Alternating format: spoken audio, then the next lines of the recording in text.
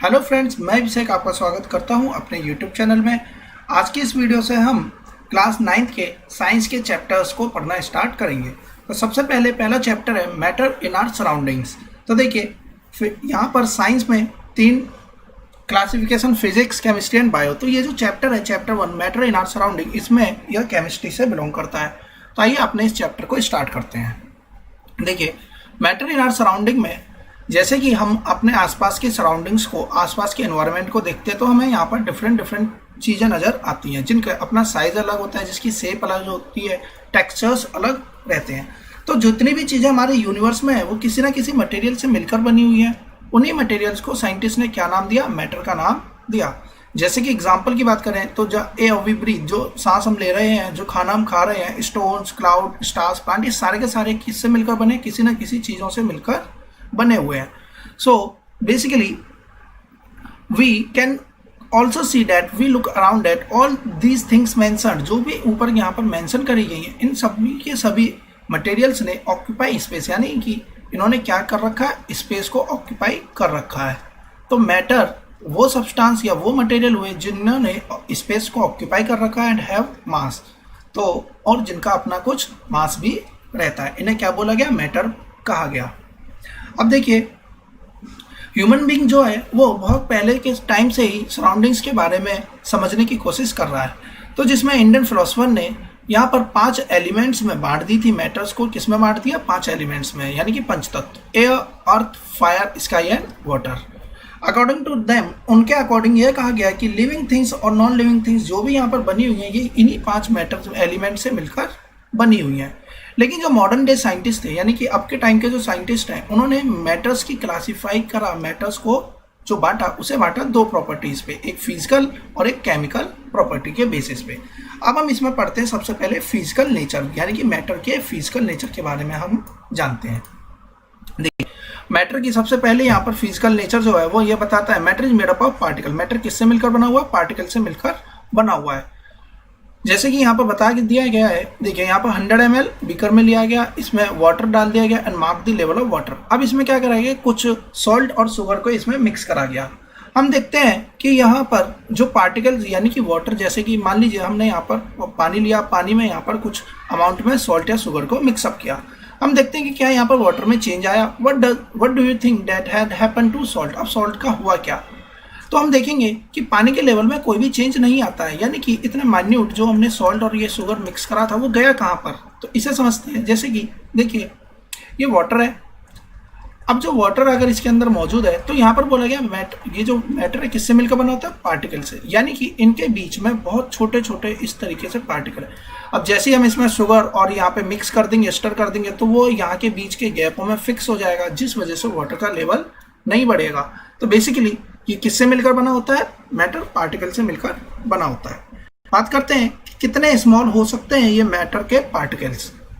उससे पहले देखिए एसआई यूनिट क्या होती है? मास की किलोग्राम। वॉल्यूम की एसआई यूनिट होती है क्यूबिक मीटर, यानी कि मीटर क्यूब, क्योंकि वॉल्यूम का फॉर्मूला L × B × H।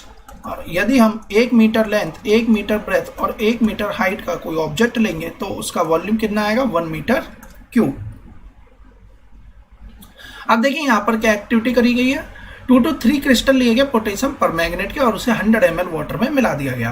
अब क्या क्या करा गया? जैसे इसमें हमने 100 ml में मिलाया, अब उसमें से सिर्फ 10 ml को आउट किया, फिर उसे अगेन 100 ml में मिला दिया। इसी तरीके से यह प्रोसेस करते गए तो हम देखेंगे कि जो कलर है वह बहुत टाइम के बाद में, यानी कि प्रोसेस 3 से 4 बार करने के बाद में भी इसमें जो कलर है वो अभी भी शो ऑफ हो रहा है। यानी कि पार्टिकल्स इतने छोटे होते हैं कि वह यहाँ पर देख रहे हैं कि यहाँ से 100 ml और यहाँ पर फिर से अगेन 10 ml अब हम यहाँ से निकाल लें, यानी कि 10% बार बार करते जा रहे हैं, फिर भी यह पार्टिकल्स खत्म नहीं हो रहे हैं।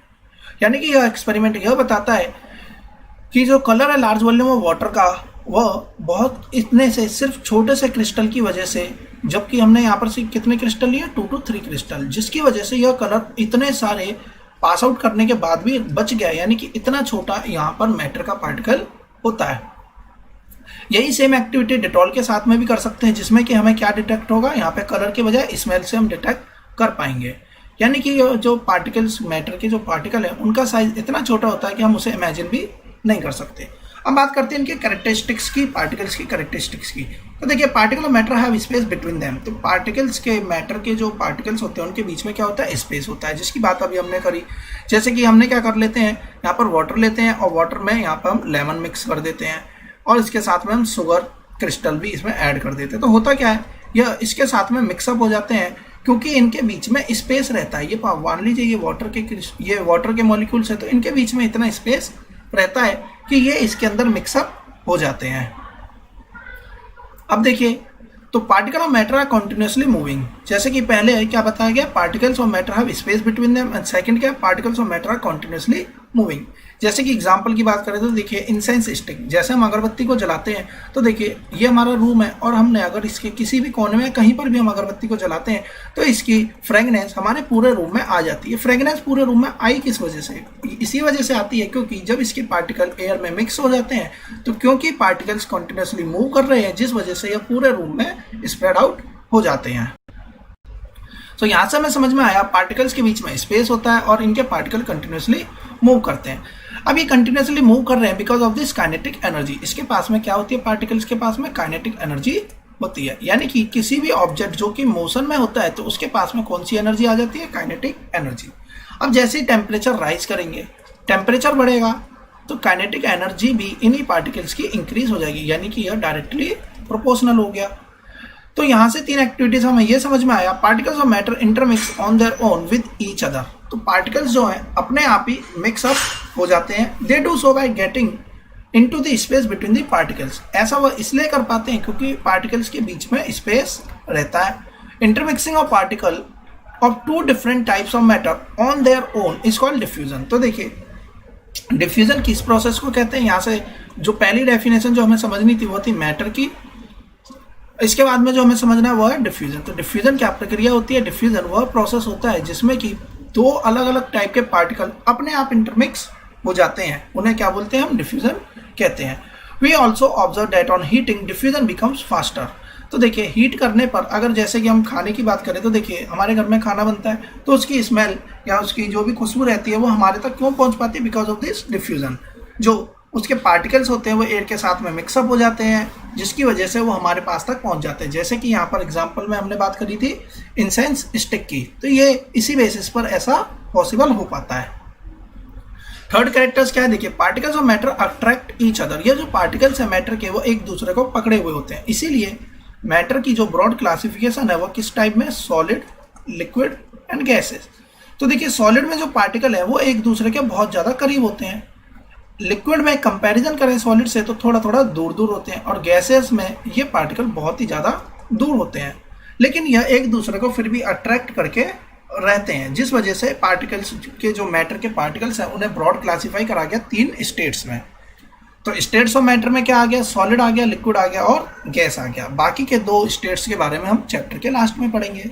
अब देखिए सॉलिड स्टेट किसे बोलते हैं, जिसमें कि हम देखते हैं कि हमारे आसपास के कई ऑब्जेक्ट ऐसे होते हैं जिनकी डेफिनेट शेप होती है, यानी कि एक डिफाइंड शेप होती है, उसकी बाउंड्री होती है, यानी कि अगर कोई ऑब्जेक्ट रखा हुआ है तो उसकी एक डिफाइंड शेप होगी, उसकी कोई डिफाइंड बाउंड्री होगी, एक फिक्स वॉल्यूम होगा उसका जो उसने ऑक्यूपाई कर रखा होगा, एंड नेग्लिजिबल कंप्रेसिबिलिटी, और दबाने पर यह कम से कम दबेगा। सॉलिड के पास में टेंडेंसी होती है कि वह अपने शेप को बनाए रखे और आउटसाइड फोर्स की वजह से भी उस पर ज़्यादा जो दबाव पड़ता है उससे वह रजिस्ट कर सके। सो ऐसा क्यों होता है, क्योंकि इसके पार्टिकल्स बहुत ही ज़्यादा क्लोज्ड होते हैं। जब हम लिक्विड की बात करते हैं तो लिक्विड क्या रहता है, देखिए 2 क्लासिफिकेशन थी यहाँ पे, जैसे मैंने यहाँ पे 3 बताई थी। जैसे ये सॉलिड है तो यहाँ पे होता है लिक्विड, अब यहाँ पर क्या होता है, सॉरी यहाँ पर होता है फ्लूइड। सॉलिड हो गया और फ्लूइड हो गया, फ्लूइड के 2 पार्ट में बढ़ जाता है, लिक्विड एंड गैस। तो देखिए फ्लूइड क्या होता है, everything which can flow known as fluid, तो जो भी फ्लो कर सकता है वो फ्लूइड हो जाएगा। तो लिक्विड एंड यहाँ पे गैस क्या है, फ्लूइड की कैटेगरी में आते हैं। तो फ्लूइड क्या हो जाएगा, जिसका कोई अपनी शेप नहीं होती है।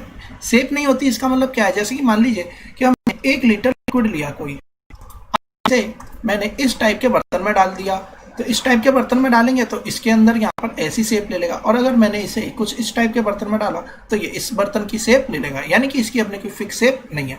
लेकिन 1 लीटर ये क्वांटिटी फिक्स है, इसलिए इसका वॉल्यूम क्या हो जाएगा, फिक्स रहेगा।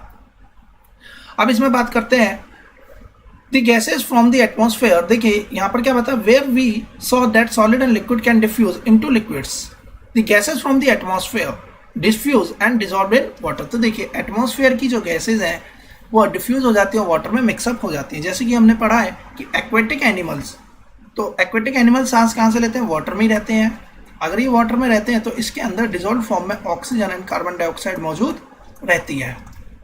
तो ये जितने भी क्रिएचर हैं उन्हें सांस लेने के लिए किसकी आवश्यकता होती है, ऑक्सीजन की। तो एक्वेटिक एनिमल कैसे सांस लेते हैं, क्योंकि वाटर के अंदर भी डिसॉल्व फॉर्म में ऑक्सीजन मौजूद रहती है।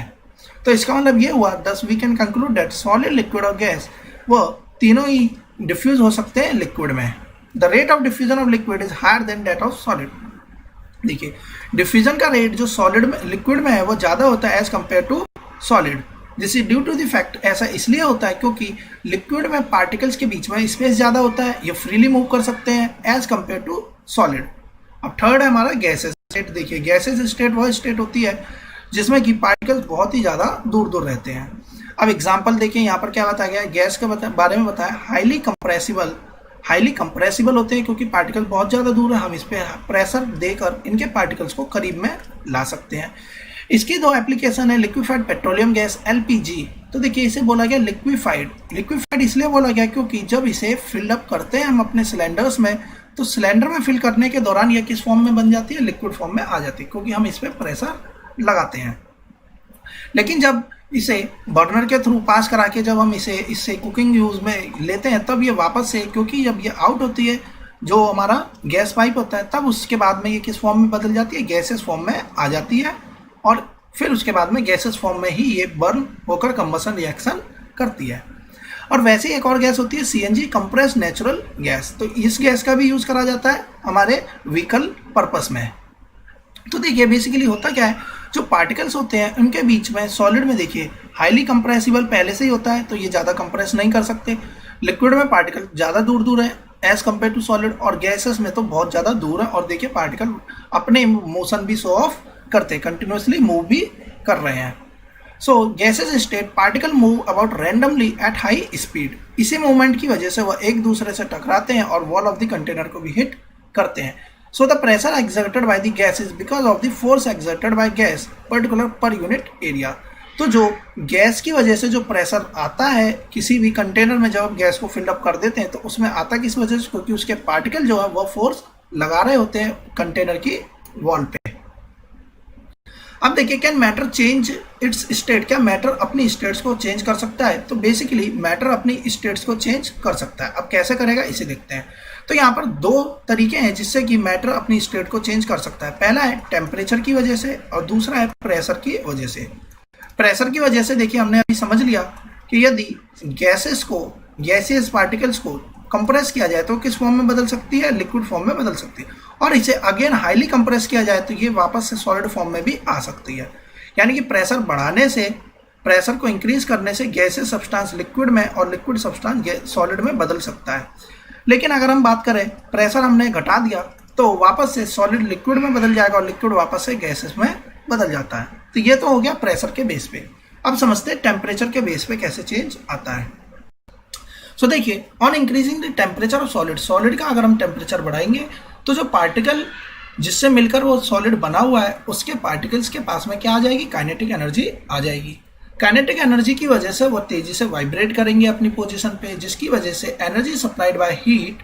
तो जो एनर्जी हम दे रहे हैं, जो हमने टेम्परेचर इंक्रीज कराया, उसकी वजह से उसके पार्टिकल्स क्या करेंगे, वाइब्रेट करेंगे। इसके अंदर क्या आ जाएगी, काइनेटिक एनर्जी आ जाएगी। तो जो हीट हम दे रहे हैं वही हीट और वही एनर्जी को लेके इसके पार्टिकल्स जो कि अभी बहुत ज़्यादा करीब करीब थे, तो इसी हीट की वजह से इस पार्टिकल में क्या आ जाएगा, यहाँ पर रिपल्सन होगा, तो ये दूर दूर हो जाएंगे। और दूर होने की वजह से सॉलिड स्टेट किस में बदल जाएगी, लिक्विड स्टेट में बदल जाएगी। So the particle leave their fix position, particle अपनी पोजीशन जो फिक्स पोजीशन थी उसको छोड़ देंगे और फ्रीली मूव करने लगेंगे। और एक ऐसी स्टेज आएगी जब सॉलिड मेल्ट होकर किस में बदल जाएगा, लिक्विड में बदल जाएगा। तो यहाँ से हमें अब किसकी डेफिनेशन पढ़नी है, मेल्टिंग पॉइंट की। इसे समझते हैं मेल्टिंग पॉइंट। तो देखिए मेल्टिंग पॉइंट किसे कहते हैं, the temperature at which a solid melts to become a liquid. देखिए सॉलिड का लिक्विड में मेल्ट हो जाना और जिस टेम्परेचर पर वह मेल्ट होता है वह कहलाता है मेल्टिंग पॉइंट। लेकिन इसमें हमें क्या याद समझना है कि ये जो प्रक्रिया करी गई है वह कब करी गई हो, एट एटमॉस्फेरिक प्रेशर, यानी कि जो एटमॉस्फेरिक प्रेशर है वह 1 atm के बराबर होना चाहिए, तब यह एक्टिविटी करी जाएगी। तो उस टाइम पर उस सब्सटेंस का जो भी टेम्परेचर दिया जाए जिस पर कि वह सॉलिड से किस में बदल जाए, लिक्विड में बदल जाए, तो वही उसका क्या कहलाएगा, मेल्टिंग पॉइंट कहलाएगा। इसको देखिए समझते हैं किस तरीके से। जैसे कि मैं बात करूं वाटर का मेल्टिंग पॉइंट, वाटर बॉयल होता है 100 डिग्री सेल्सियस पर, मेल्ट कब हो जाता है, यानी कि पिघलता कब है, सॉलिड फॉर्म में है तो 0 डिग्री सेल्सियस पर ये मेल्ट हो जाता है। तो देखिए ये जो 0 डिग्री सेल्सियस, ये जो हमारी वैल्यू आई है, ये कब निकल कर आती है, जब एटमॉस्फेरिक प्रेशर पर बात हम कर रहे होते हैं तब। तो ध्यान रखिएगा, तो मेल्टिंग पॉइंट के केस में एटमॉस्फेरिक प्रेशर का अपना रोल होता है। इस एटमॉस्फेरिक प्रेशर को हम प्रेशर वाले चैप्टर में समझेंगे। So melting point of an solid is an indication that the extent of the force of attraction between the particle. Melting point यही बताता है कि किसी सॉलिड के पास में कितनी स्ट्रेंथ की फोर्स लगी हुई है उनके पार्टिकल्स के बीच में। देखिए मेल्टिंग पॉइंट ऑफ आइस कितना है, 273.16 केल्विन। इसका मतलब यह हुआ 0 डिग्री सेल्सियस किसके बराबर होता है, 273.16 केल्विन। देखिए जब हम डिग्री की सेल्सियस की बात करते हैं तो डिग्री का सिंबल लगाते हैं, फ़ारेनहाइट की बात करते हैं अगेन डिग्री लगाते हैं, लेकिन केल्विन के केस में कोई भी डिग्री हम नहीं लगाते। हम इसे सिंपल राउंड ऑफ करके 273 केल्विन भी लिख देते हैं। तो हमारी कैलकुलेशन के लिए 0 डिग्री सेल्सियस किसके बराबर है, 273 केल्विन। सो देखिए when a solid melt its temperature remains the same, where does the heat energy goes. तो यहाँ पर कहता है कि जब सॉलिड मेल्ट होता है तो जो टेम्परेचर वह सेम आ जाता है तो वह हीट कहा जाती है। अब हम इसे समझते हैं। तो बेसिकली अब यहाँ पर हमें एक और कंसेप्ट को समझना होगा। तो देखिए किस तरीके का कंसेप्ट है, इसे हम देखते हैं। देखिए यहाँ पे कहता है कि हमारे पास में ये सपोज कर लीजिए सॉलिड सब्सटेंस है। अब ये सॉलिड सब्सटेंस है तो मान लेते हैं कि अभी इसका जो टेम्परेचर होगा कुछ भी रहेगा। अब हमने क्या करना है, इसे मेल्ट कराना है। मेल्ट कराने के लिए मान लेते हैं कि ये हमारा आइस है, क्योंकि आइस से हम आसानी से समझ सकते हैं। अब देखिए जब हम आइस को मेल्ट करेंगे तो आइस मान लेते हैं यहाँ पर ये -4 डिग्री सेल्सियस पे है। अब यहाँ पर 0 डिग्री सेल्सियस पे है, ये आइस है, ये 0 डिग्री सेल्सियस पे वाटर है। देखिए होगा क्या, जब हमारे पास में सॉलिड फॉर्म में है, अब हम इसमें टेम्परेचर देंगे यानी कि हीट देंगे तो टेम्परेचर इंक्रीज होगा। टेम्परेचर इंक्रीज होगा तो इनके पार्टिकल्स वाइब्रेट होंगे। जब पार्टिकल्स वाइब्रेट करेंगे तो एक दूसरे को यहाँ पे रिपेल करेंगे, जिसकी वजह से इनके बीच में जो फोर्स ऑफ अट्रैक्शन थी वो कमज़ोर होगी, तो पार्टिकल्स दूर दूर हो जाएंगे। दूर दूर होंगे तो देखिए -4 डिग्री सेल्सियस से 0 डिग्री सेल्सियस तक हमने जो हीट दी उस दौरान टेम्परेचर में बदलाव आएगा। तो यहाँ पर टेम्परेचर में चेंजेस आएगा। लेकिन जब हम यहाँ पर देख रहे हैं तो ये है अभी सॉलिड फॉर्म में और यहाँ पर ये बन गया वाटर। तो यहाँ पर देखिए जब पूरी की पूरी सॉलिड आइस 0 डिग्री सेल्सियस पर आ जाएगी, इसके बाद जितना भी अब हम इसमें हीट देंगे तो हीट हम देते जा रहे हैं, लेकिन इस दौरान टेम्परेचर नहीं बढ़ेगा। सिर्फ और सिर्फ क्या होगा, स्टेट चेंज हो जाएगी, यानी कि सॉलिड से किस फॉर्म में बदल जाएगा ये वाटर, आइस की फॉर्म में, सॉरी लिक्विड फॉर्म में बदल जाएगा। यानी कि हम यहाँ पर हीट तो दे रहे हैं लेकिन टेम्परेचर में कोई चेंज नहीं आ रहा। हीट देने से टेम्परेचर में चेंज नहीं आ रहा, मतलब कि इस दौरान हीट कहीं ना कहीं गायब हो रही है, क्योंकि हमें शो ऑफ नहीं हो रही है। तो बेसिकली ये हीट कहाँ जाती है, तो इस हीट को हम कहते हैं लेटेंट हीट। अब इसे समझते हैं। देखिए the heat gets used up in changing, जो हीट हमने दी है वो किस में बदल जाती है, चेंज करने में। किसको चेंज करने में, स्टेट को चेंज करने में, यानी कि उसकी फोर्स ऑफ अट्रैक्शन को तोड़ने में यूज हो जाती है। सो इस हीट को हम क्या बोलते हैं, लेटेंट हीट नाम देते हैं, यानी कि छिपी हुई heat. So as the heat energy absorb by ice, तो आइस क्या करेगी, हीट एनर्जी को एब्जॉर्ब करेगी without showing any rise in temperature. इस दौरान टेम्परेचर में कोई चेंज नहीं आएगा, तो ये हीट कहलाती है हमारी लेटेंट हीट। तो यहाँ से हमारे लिए जो डेफिनेशन निकल कर आती है वो क्या आती है, लेटेंट हीट की डेफिनेशन। सो लेटेंट हीट क्या होती है, वह हीट जिसमें कि टेम्परेचर में कोई इंक्रीमेंट नहीं होता लेकिन स्टेट ऑफ मैटर चेंज हो जाती है। वर्ड लेटेंट का मतलब क्या होता है, हिडन।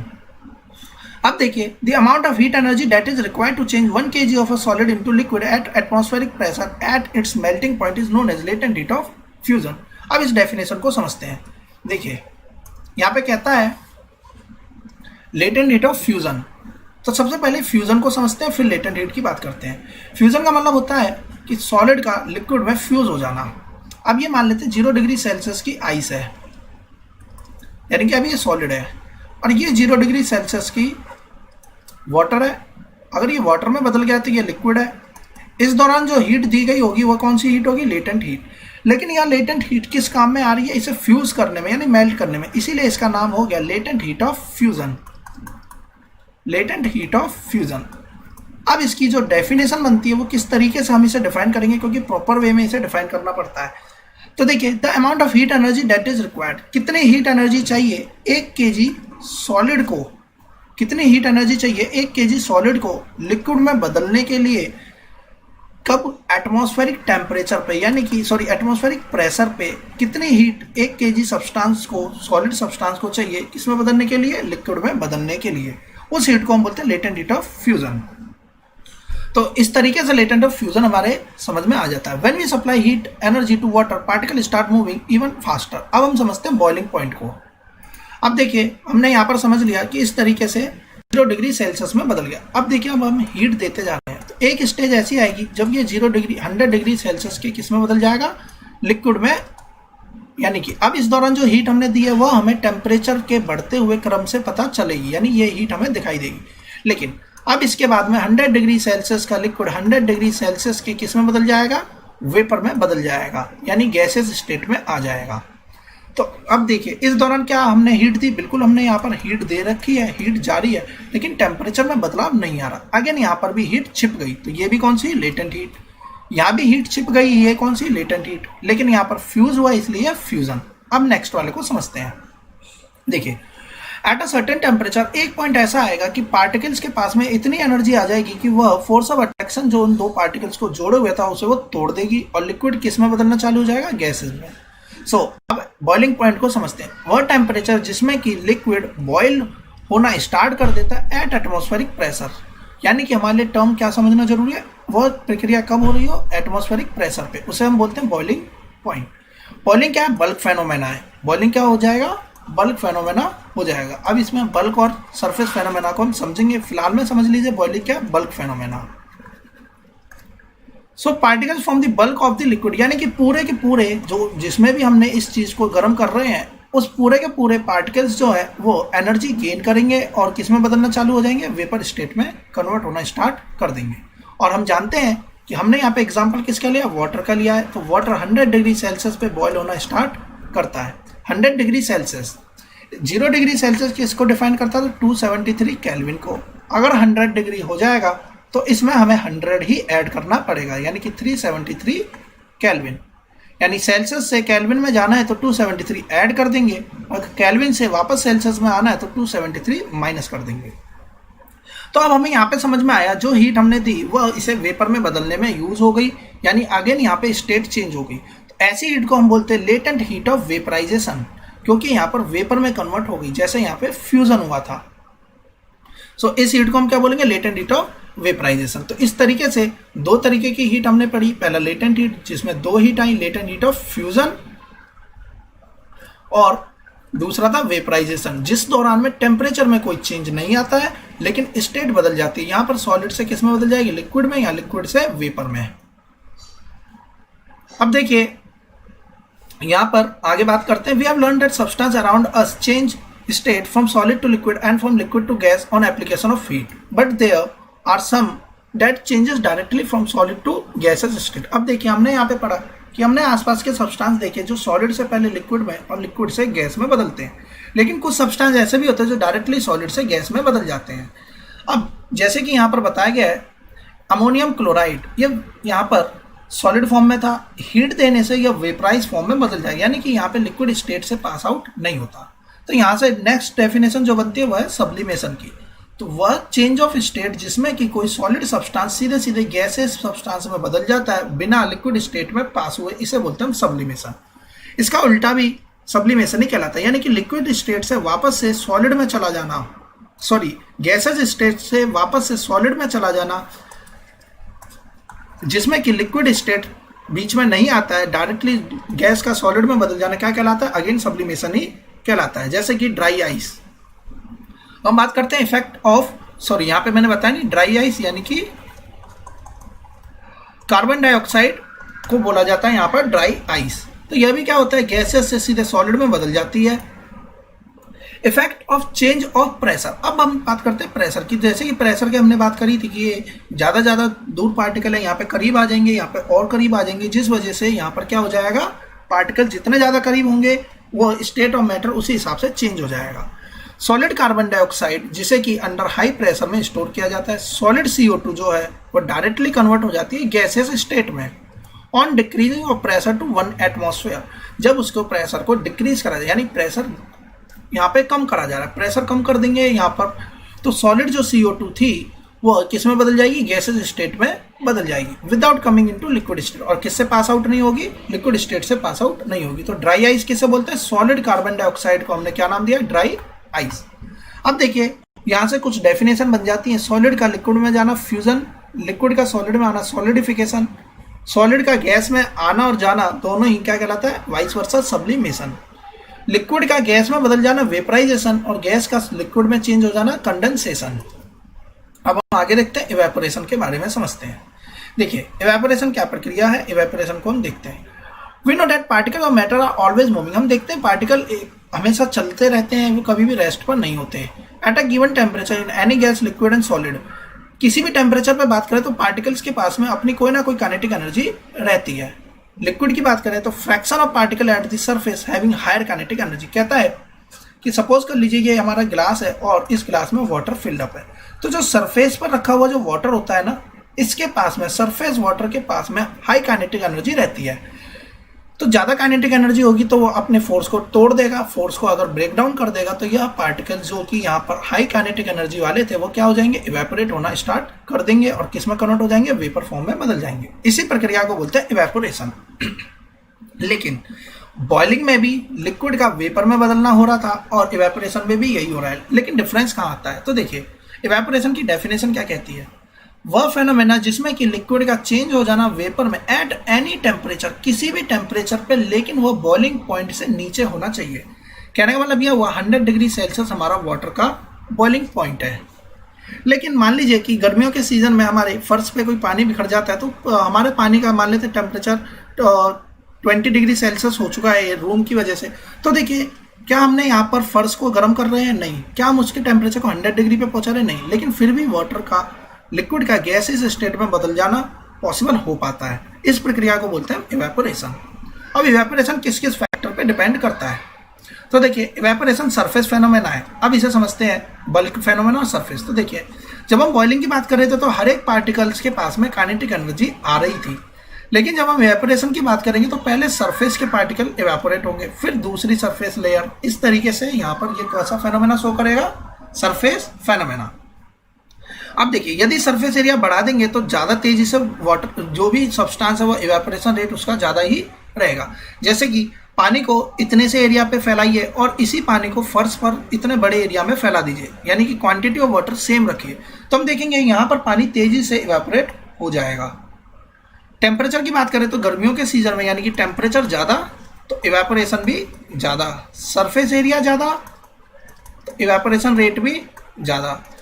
थर्ड क्या कहता है, और सॉरी पहले लास्ट देखते हैं यहाँ पे विंड स्पीड। अगर विंड की स्पीड ज़्यादा रहेगी तो भी इवेपोरेशन रेट हाई ही रहेगा, क्योंकि विंड की स्पीड के साथ में जो पार्टिकल्स थे वह भी इवेपोरेट, यानी कि वह पार्टिकल भी तेज़ी से विंड के साथ में निकल जाएंगे, जिसकी वजह से डिक्रीजिंग, जिसमें वाटर वेपर का जो अमाउंट था वह डिक्रीज हो जाएगा। अब थर्ड देखते हैं इसका डिक्रीज इन ह्यूमिडिटी। इसे समझते हैं। देखिए ह्यूमिडिटी का मतलब होता है यदि ह्यूमिडिटी को बढ़ाया जाएगा तो इवेपोरेशन रेट कम हो जाएगा। रेनी सीजन में क्या होता है, हमारे रूम में वाटर की ड्रॉपलेट्स इकट्ठा हो जाती हैं। हमारे रूम में क्या इन्वायरमेंट में भी रेनी ड्रॉपलेट्स होती है, चिपचिपा मौसम हो जाता है, क्योंकि वहाँ पर वाटर की ड्रॉपलेट्स इन्वायरमेंट में रहती हैं। अगर वाटर पहले से यहाँ पर मौजूद है तो जो हमारा कपड़ों में, या हम ये कहें कि जिससे भी हमारा वाटर निकलना है तो उसे जगह कम मिलेगी, जगह कम मिलेगी तो रेट ऑफ इवेपोरेशन भी कम रहेगा।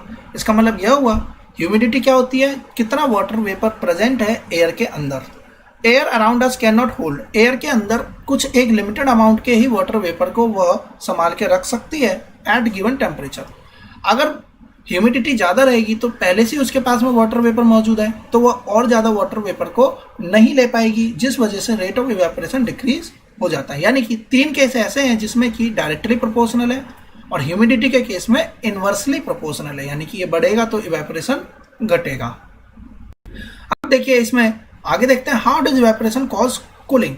इवेपोरेशन से कूलिंग कैसे होती है अब हमें इसे समझना है। तो देखिए in an open vessel the liquid keeps on evaporating, the particle of liquid absorb energy from the surrounding to regain the energy lost during evaporation। देखिए होता क्या है बेसिकली, मान लेते हैं कि हमारा ग्लास है, अब इसमें वाटर यहाँ पर फिल्ड अप था। वाटर के सबसे ऊपर की लेयर जिसके पास में काइनेटिक एनर्जी मौजूद थी, अब यहाँ पर इन्वायरमेंट में एयर मौजूद है, हमारे एटमॉस्फेयर में एयर मौजूद है।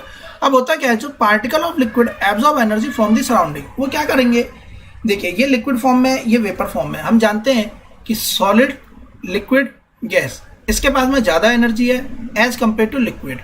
सॉलिड और लिक्विड में कंपेयर करें तो लिक्विड के पास में ज़्यादा एनर्जी है।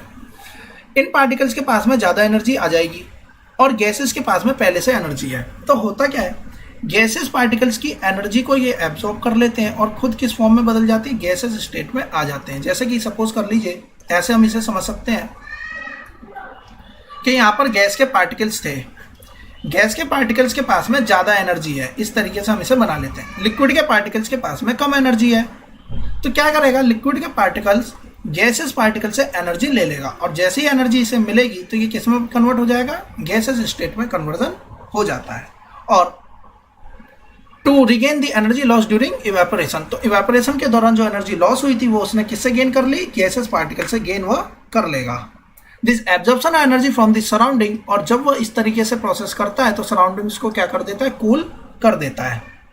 जैसे कि इसके लिए एक और एग्जांपल दे रखा है, पोर सम एसीटोन। देखिए जैसे हम अपने पाम पर, हथेली पर एसीटोन को डालते हैं तो होता क्या है, एसीटोन इसके पार्टिकल्स के पास में अपनी कुछ एनर्जी थी, हमारे हाथ से ये एनर्जी ले लेगा। अब जैसे ही हमारे हाथ से ये एनर्जी लेगा तो देखिए अगर किसी सब्सटेंस को एनर्जी दी जाए यानी हीट दी जाए तो वो गर्म होगा, और यदि किसी सब्सटेंस में से हीट बाहर निकाल ली जाए तो वो क्या हो जाएगा, वह ठंडा हो जाएगा, जो कि हमारा रेफ्रिजरेटर काम यहाँ पर करता है। हम फ्रिज में कोई भी सब्सटेंस रखते हैं, उसमें से एनर्जी निकल जाती है, हीट की फॉर्म में जो एनर्जी होती है वो रेफ्रिजरेंट आउट कर देता है, तो हमें क्या चीज़ मिल जाती है, ठंडे सब्सटेंस हो जाता है। तो वैसा ही यहाँ पर है, देखिए ये लिक्विड है, लिक्विड स्टेट में था हमारा एसीटोन, अब इसे कोई ना कोई अमाउंट की एनर्जी चाहिए होगी तब ये जाकर किस में बदल जाए, गैसेस स्टेट में बदल जाए। मान लीजिए इसे 20 जूल एनर्जी चाहिए, हीट एनर्जी इसे चाहिए कि गैसेस सब्सटेंस में बदलने के लिए। अब 20 जूल ये कहाँ से लेगा, मान लीजिए इसने हमारे हाथ से 20 जूल एनर्जी ले ली, हीट एनर्जी ले ली। अगर हमारे हाथ से 20 जूल निकल गई तो हमारे हाथ को क्या बना देगा, ये कोल्ड कर देगा। इसी वजह से हमें ठंडा ठंडा फील होता है, यानी कि वी फील कूल।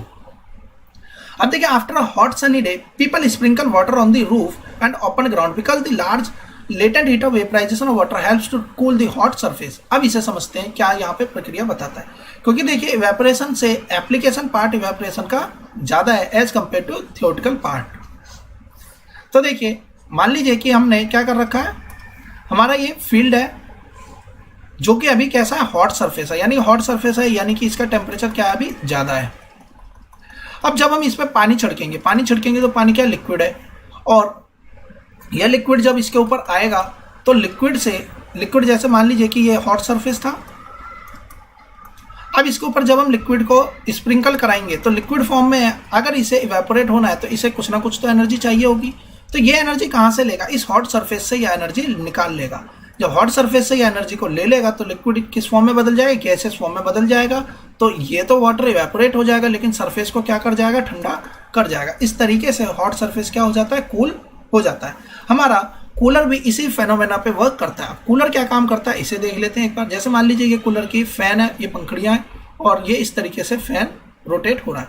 अब देखिए हम देखते हैं कि हमने इसमें पानी डाला होता है और पानी जो है कुछ टाइम के बाद में गायब हो जाता है। वो पानी जाता कहाँ है, देखिए ये हमारा एटमॉस्फेयर है, गर्मियों का सीजन चल रहा है तो देखिए बाहर जो एयर है वो कैसी होगी, हॉट होगी, हॉट एयर यहाँ पर होगी।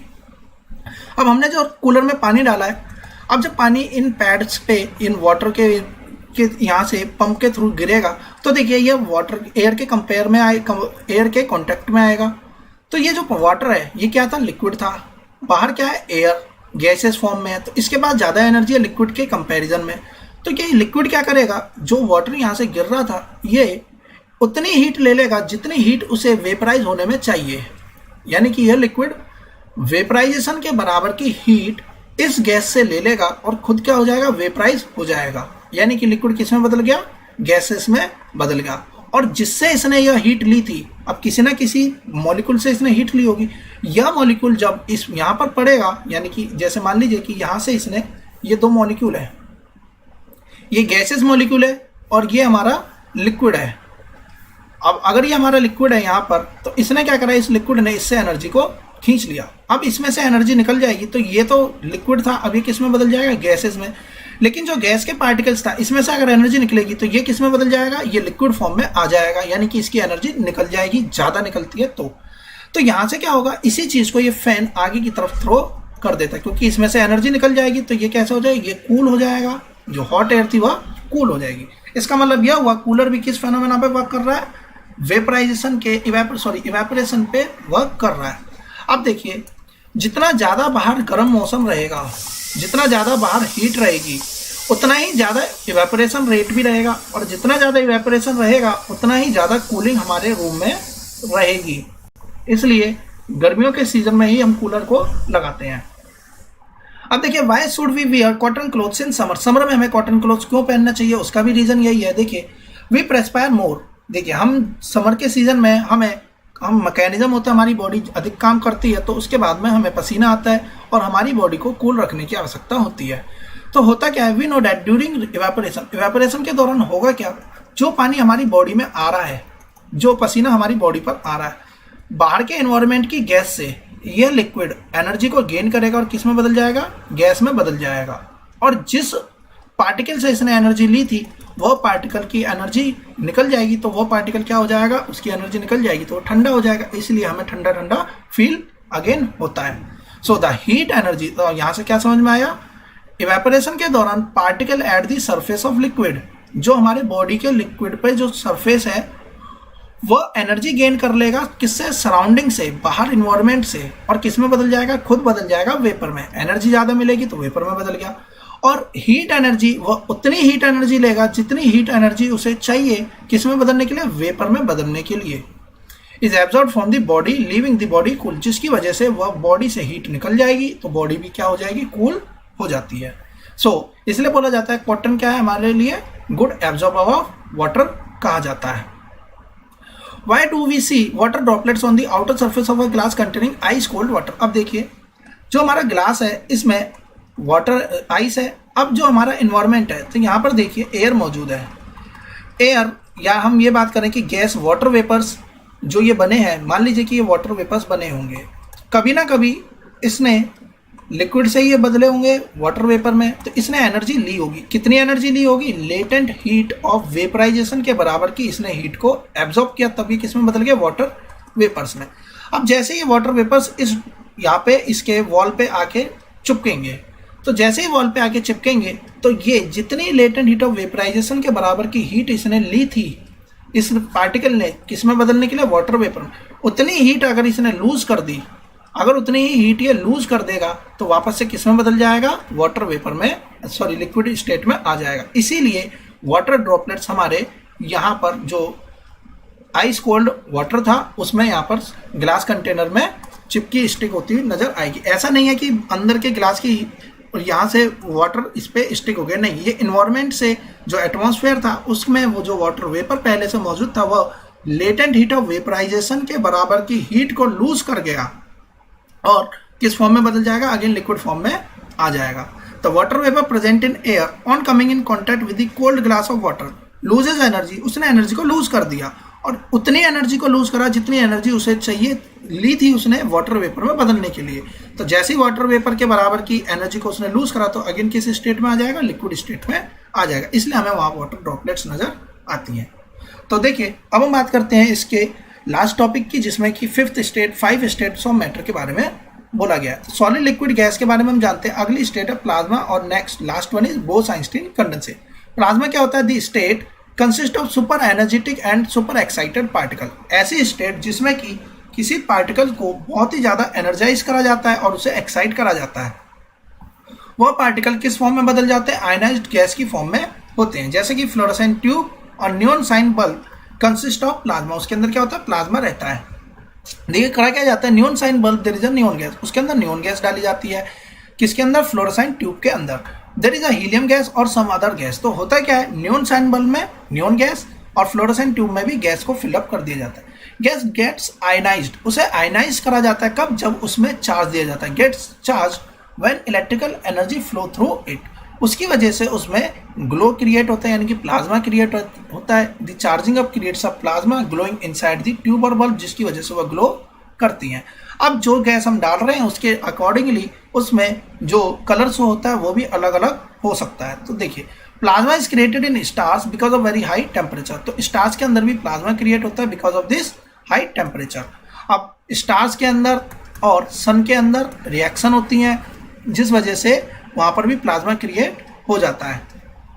तो इसको बारे में हम क्लास 10th में पढ़ते हैं कि किस तरीके से यहाँ पे फ्यूजन रिएक्शन होती है, जिस वजह से यहाँ पे सन और स्टार्स में ग्लो फॉर्म होता है। अब हम समझते हैं लास्ट, जो कि बोस-आइंस्टीन कंडेंसेट। तो देखिए Indian physicist Satyendra Nath Bose had done some calculation, इन्होंने क्या करा, फिफ्थ स्टेट ऑफ मैटर के लिए कुछ कैलकुलेशन करी। इनके कैलकुलेशन के बेसिस पे Albert Einstein predicted a new state of matter, तो इसलिए उसे नाम देगा बोस-आइंस्टीन कंडेंसेट, जिसके बारे में बताया गया है कि यह कब बनती है, कैसे बनाई गई स्टेट। तो देखिए formed by cooling a gas off extremely low density, यानी कि बहुत ही कम डेंसिटी वाली गैस को कूल करा गया, और इसे कितना, about 100,000 the density of normal air, जो हमारे नॉर्मल एयर है उसकी डेंसिटी से भी इतना ज़्यादा 100,000 इतना टाइम्स उसे कम करा गया टू सुपर लो टेम्परेचर। कब तक, बहुत ज़्यादा ही लो टेम्परेचर तक उसे कूल करा गया, जिसके बाद में जो स्टेट बनकर आई उसका नाम क्या रखा गया, बोस-आइंस्टीन कंडेंसेट रखा गया।